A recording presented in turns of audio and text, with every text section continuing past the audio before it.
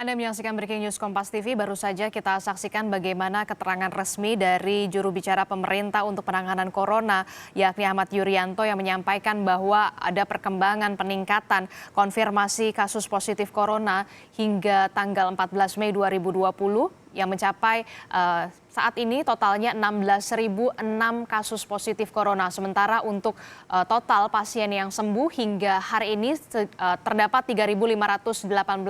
Saudara, Ahmad Yuryanto juga menyatakan bahwa untuk usia produktif, bagi warga usia produktif usia 45 tahun ke bawah dan tidak memiliki penyakit bawaan ini bisa beraktivitas secara normal. Dan berikut kami hadirkan cuplikan keterangan resminya. Kita sudah mulai membiasakan diri untuk tidak menciptakan kerumunan-kerumunan yang menimbulkan resiko di dalam penularan penyakit. Inilah yang kita sebut dengan norma hidup yang baru. Norma hidup yang sekarang beradaptasi dengan situasi yang berada di lingkungan kita. Karena kita tahu COVID-19 ini bukan hanya masalah satu kota, satu kabupaten, satu provinsi, satu negara. Ini masalah seluruh negara di dunia ini. Oleh karena itu, tetap cermati dan ikuti perkembangan tentang COVID-19 ini dengan mengikuti saluran-saluran resmi yang telah diberikan oleh pemerintah. Oleh karena itu, saudara-saudara sekalian, mari kita tetap rasional, tidak kehilangan akal, tidak menjadi panik, dan tidak mudah kemudian menerima informasi yang tidak benar. Mari ikuti dengan baik berita-berita yang telah disampaikan oleh pemerintah. Hari ini kita sudah melakukan pemeriksaan dengan 2 metode dan semuanya sudah berjalan dengan baik meskipun belum sepenuhnya maksimal. 2 metode pemeriksaan ini adalah real-time PCR dan tes cepat molekuler TCM dengan menggunakan mesin TCM-TB. Sudah 173.690 spesimen yang kita periksa. Di antaranya pemeriksaan menggunakan TCM sudah 719 spesimen. Dan kami sudah membagikan cartridge untuk pemeriksaan TCM ini dari kemarin, dari 2 hari yang lalu, ke 30 provinsi, ke 64 RSUD.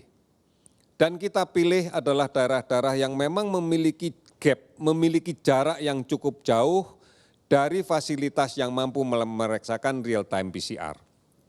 Di antaranya kami berikan ke Kabupaten Yapen, ke Nabire, ke Timika, ke Mimika, ke Merauke, ke Nias, dan seterusnya. Karena ini jauh aksesnya kalau harus dikirim pemeriksaannya menunggu real time. Oleh karena itu, kemudian inilah yang kita gunakan.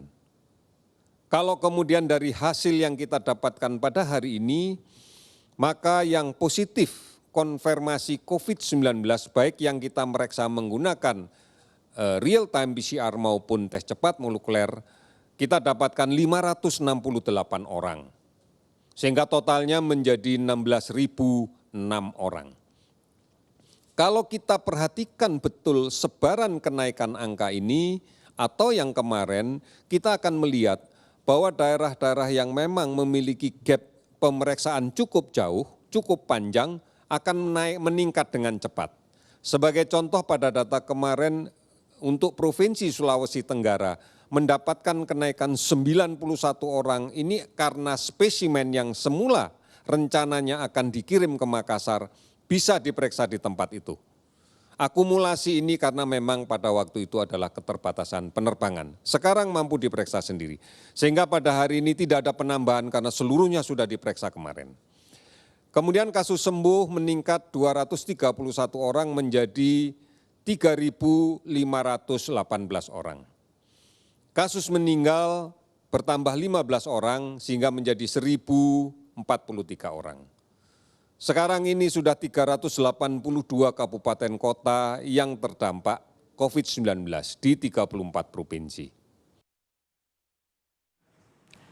Saudara, kami tutup Breaking News Kompas TV dan informasi seputar penanganan corona di Indonesia akan kami hadirkan sesaat lagi dalam program Kompas Petang. Saya Adi Silarasati, terima kasih atas kebersamaan Anda dan tetap jaga kesehatan.